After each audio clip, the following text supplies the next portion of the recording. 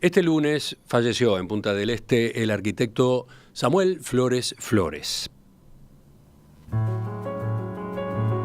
Flores Flores egresó de la Facultad de Arquitectura en 1963 e integró una breve y selecta lista de arquitectos latinoamericanos destacados por la personalidad de su estilo. Nómade por elección, como lo describió la edila colorada Susana de Armas durante un homenaje que le realizaron el año pasado en Maldonado, Flores Flores comenzó sus viajes a Buenos Aires desde temprana edad. Luego, en 1968, se trasladó a París, donde usufructó una beca en urbanismo y arquitectura invitado por el gobierno de Francia.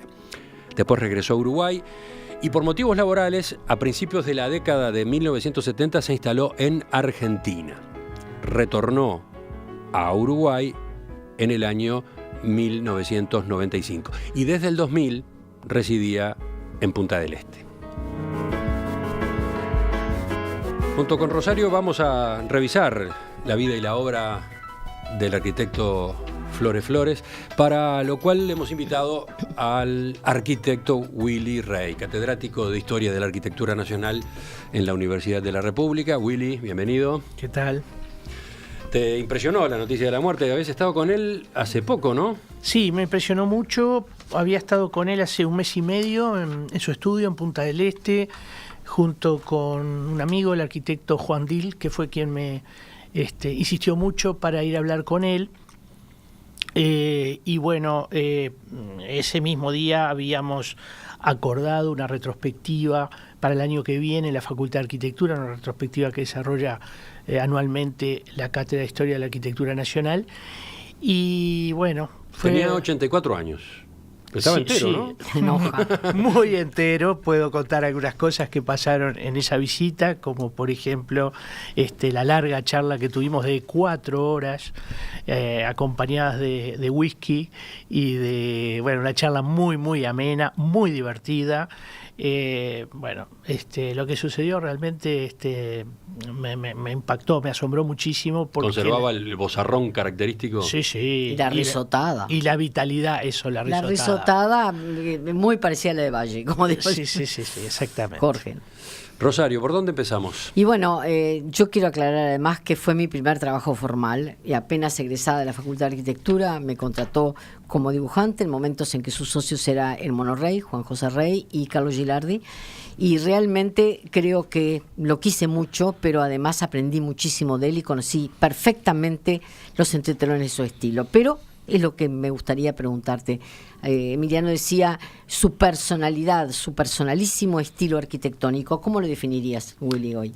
Sí, a ver, yo creo que hay una correspondencia entre la personalidad de Samuel Flores y la producción arquitectónica. Es decir, una aclaración para quienes estén con una laptop a mano. En la emisión en video de enperspectiva.net vamos a ir pasando imágenes de algunas de sus obras. Bien, decía... Samuel Flores era un individuo de una personalidad muy fuerte. Esto es lo primero que yo creo que hay que establecer. Y eso se correspondía o se proyectaba también en su arquitectura. Sí, yo suelo decir que la obra de Flores es en realidad obra de autor. Y alguien me podría decir, bueno, todas las arquitecturas son obras de autor. Sí, pero en este caso es una obra que uno pasa por una casa de Flores y dice, ay, esa es una casa de Flores. Cualquiera lo dice. A ver, para el oyente que capaz que está un poco perdido, un ejemplo clarísimo, quizás el más famoso, entre comillas. El Poseidón. El Poseidón, ¿no? Esa casa que ustedes encuentran cuando están llegando a Punta del Este y cuando van a cruzar la laguna del Diario. Antes de la laguna del Diario, a mano izquierda, justo sobre la laguna del Diario, esa es Poseidón. Exactamente. Bueno, a ver, yo creo que la personalidad de Flores se proyecta en la arquitectura por distintas razones. Por lo que produce, por el resultado final, por el manejo del material que hace, fundamentalmente el manejo del ladrillo, en menor medida la piedra y en menor medida todavía el hormigón armado, que también aparece en algunas de sus obras. Pero un aspecto fundamental es el manejo del volumen. Los volúmenes tienen una plástica, yo diría, escultórica. De hecho, él muchas veces decía que sus arquitecturas eran en realidad esculturas habitables. Y la fotografía a veces permite de una manera excepcional mirar la calidad de esa plástica volumétrica a partir de las buenas proyecciones de luces y sombras que se ven en el edificio. Pero además, una arquitectura blanda, diría yo, porque sí, la utilización del muro curvo, de la forma de unir el muro con el techo, hay todo, que tiene que ver además con el material que utilizaba en sus maquetas. Estamos hablando de que Samuel Flores trabajaba con una especie de ladrillo de una plasticilina. Sí, muy plástica, muy fácil de trabajar. Que había pertenecido a nada menos que al escultor Belloni. Él había comprado todo lo que le había...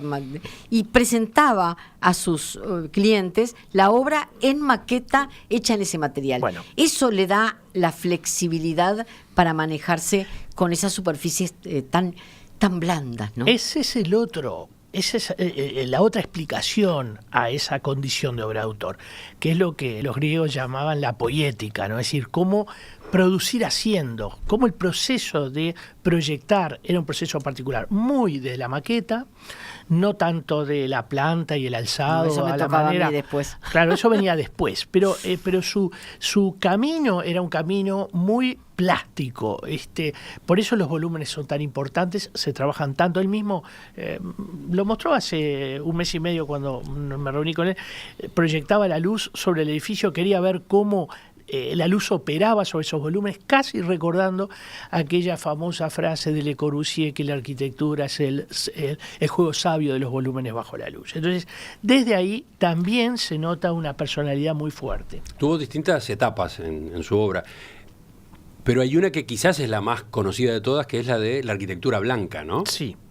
Yo diría que es el gran periodo. El sello de identidad. Y básicamente conforma el quantum mayor de la obra de más o menos deben haber unas 200 y tantas obras materializadas de Samuel Flores, básicamente en Montevideo, Punta del Este y Argentina.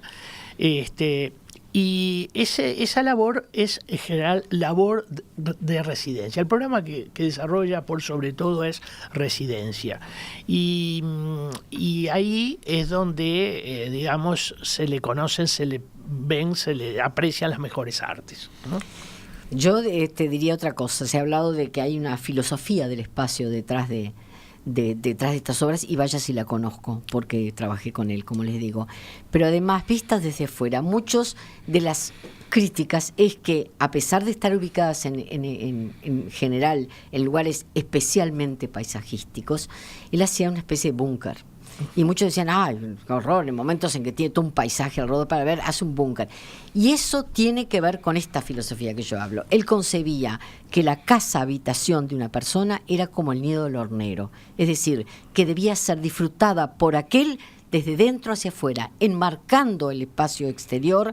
Siempre la ventana está ubicada en el lugar exacto desde donde el individuo que está dentro, cualquiera sea su situación, por ejemplo, las ventanas del comedor están a la altura del individuo sentado en la mesa, estaban enmarcando el paisaje. Y por eso esa sensación a veces de que tiene mucho opaco, mucho pared sin ventanas. Ahora que se usa, que prácticamente estás pasando por una arquitectura en que ves al individuo acostado en la cama, en el caso de Samuel, la defensa de la intimidad de la persona, del habitante, era parte de su filosofía. Willy.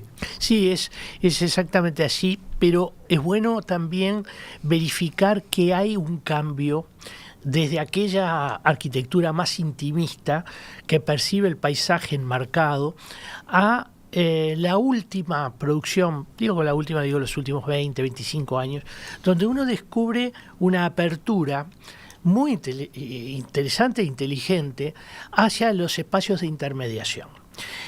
Hoy quizá faltó decir... Eso es Vilamajón, ¿no? Claro, no, y tantos otros, Paisé. Craboto, Paisé. Su primera etapa quizá recuerde más a un Le Borgne, ¿no? Preocupado por esa intimidad. Pero decíamos, también Flores produce una arquitectura de autor porque tiene un gusto por el detalle, un estudio, ¿verdad? Vale la pena reparar en las estufas, Estufa en las leña, la chimeneas. estufa leña era en el corazón de las casas. Y en las escaleras. Las escaleras también constituyen Escalera. elementos que se extrovierten a través de volúmenes. Pero, Complicadas las casas de Flores en cuanto a accesibilidad, ¿no? a ver, Sí, es un defecto que tienen. Es un defecto que tienen. Hay escaleras por todos lados. Ah, Escaleras perfecto. y desniveles por todos lados. No se Sí. adaptan a esta época donde ese A detalle menos se que no, cuida. perdón, a menos que lo necesitara el ocupante, porque Sí, él tenía, pero él tenía hoy clientes. la accesibilidad, digamos que está bastante es un en cuenta, valor. Sí. Es universalizada, pensando pero simplemente en las personas mayores, ¿no? él trabajaba para un cliente que tenía y le pedía determinadas cosas y a eso se ajustaba. Sí, sí. Y me parece que también es interesante cómo en los últimos trabajos, o mejor dicho, en los últimos tiempos, aparece también con un gusto excepcional, muy bien ubicada, muy bien pensada, la escalera exterior, que también es otro elemento importante, que lo ayuda mucho a esa relación interior-exterior y lo ayuda mucho también al vínculo con la topografía y el paisaje. Samuel Flores, su vida y sobre todo su obra. De eso estamos conversando en estos minutos con Rosario y con nuestro invitado, el arquitecto Willy Rey. ¿Por dónde vamos? ¿Por dónde continuamos ahora, Rosario? Y bueno, me gustaría hemos nombrado el Poseidón, pero por cierto que está, si bien está muy a mano, no es la única obra emblemática o que la gente puede estar vinculando a ese estilo Flores tan característico, ¿no? Sí. Willy, ¿cuáles te consideras tú? Bueno, a ver, yo creo que hay muchas obras interesantes, las casas del Boating Club en Argentina, la casa Torres Blancas es una obra magnífica, muy bien resuelta. ¿Esa no fue demolida? No tengo esa información. Esa estuvo en el MoMA, además. Sí, claro, esa fue llevada a la exposición. A la exposición. Bueno, sin duda, la Poseidón, ya citada, pero también una cantidad... Si se refieren a Torres Blancas, es Parada 27 de San Rafael, fue demolida. Sí, fue está demolida, bien. No para hacer un edificio. Quiero hacer una salvedad. Él defendía Punta del Este, y si bien, por supuesto, estamos hablando de una arquitectura hecha para gente que podía pagarla, lo cierto es que en muchos casos se sustituyó por otra que la gente podía pagar más y no tenían la misma calidad.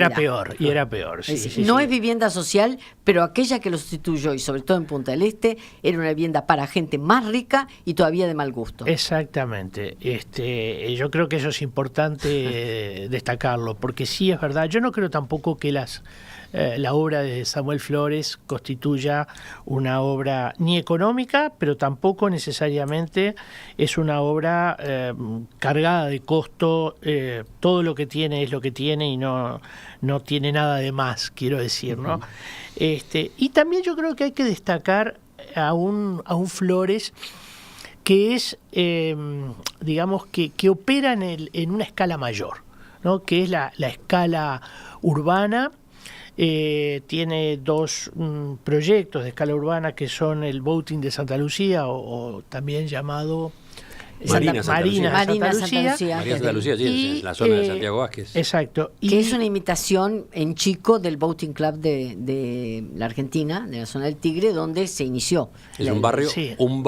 Para gente que usa barcos. Sí, no nos olvidemos destacar también que él era un yachtsman, ¿no? Sí.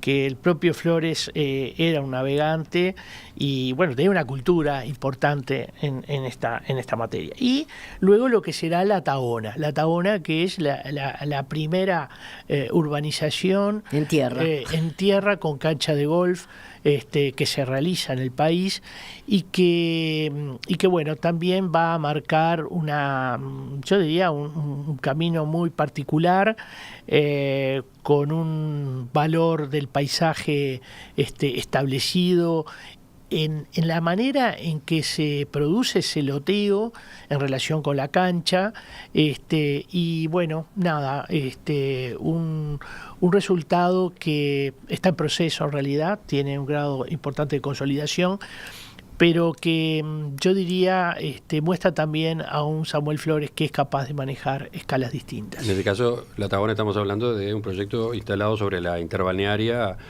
digamos, Camino de los Horneros. entre el aeropuerto y el peaje de Pando, ¿no? El Camino de los Horneros. Sí, sí. Pero hay otro aspecto no menos importante, que es el respeto por el entorno paisajístico. Y en ese sentido a mí me gustaría hablar de las grutas, ¿no? Porque las grutas, que era un boliche en definitiva, que tuvo su auge en Punta del Este, fue excavado en la roca de Punta Ballena y utilizando la playa común y el flujo de las mareas para una piscina natural que ni siquiera cloro necesitaba. Es decir, hay un emprendimiento turístico y, bueno, y si se quiere, frívolo en medio de una naturaleza a la cual no solo no agredió, sino que le dio algún elemento más de valor, ¿no? Sí, sí, exactamente. Y es una propuesta muy innovadora, ¿no? O sea, la de poder incorporar el agua de mar, ¿no?, a una piscina. Y utilizar las mareas. Él decía, hay 2 mareas por día, entra el agua salada. Era una piscina absolutamente espectacular, ¿no? Es increíble porque cuando Flores plantea eso, el primer problema lo tiene con la intendencia. porque se entendía que una piscina tenía que tener cloro, y justamente agregar cloro ahí era una suerte de equivocación o de locura, y la idea era poder sentir el agua de mar, ¿no? En una dimensión mucho más natural de lo que los estatutos burocráticos o burrocráticos a veces están acostumbrados.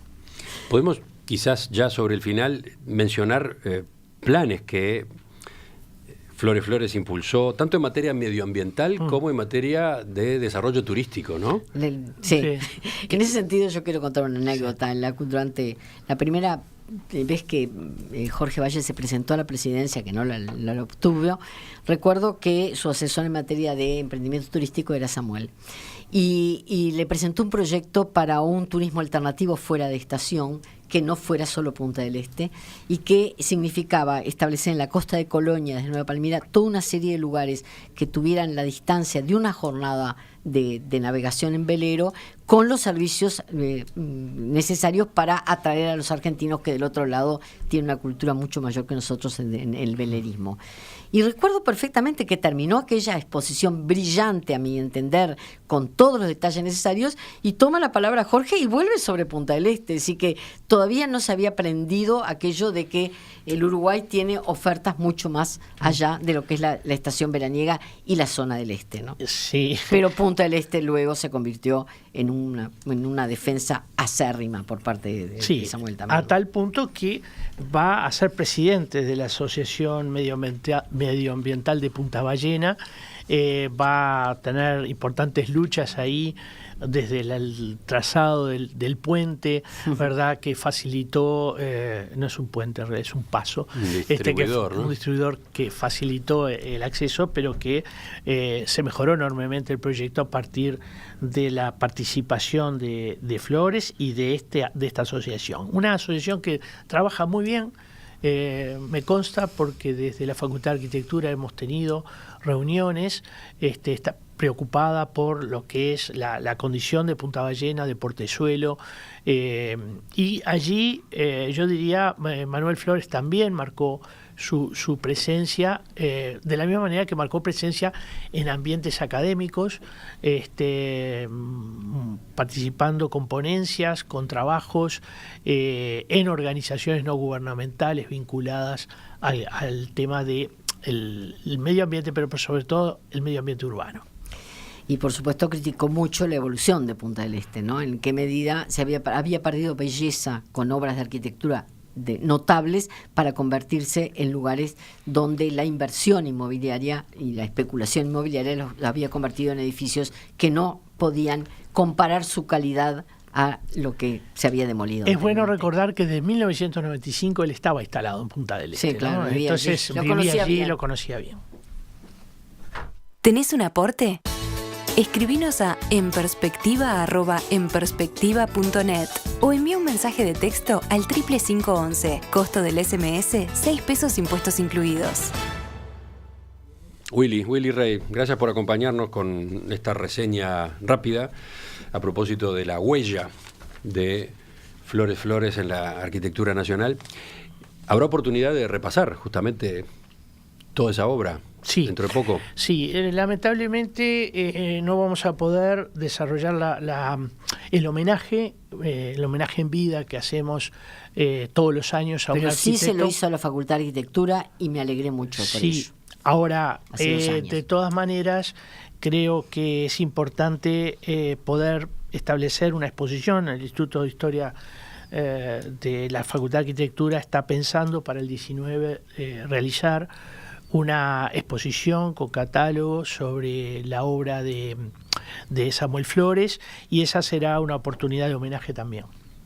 Gracias entonces, volvemos a conversar en cualquier momento.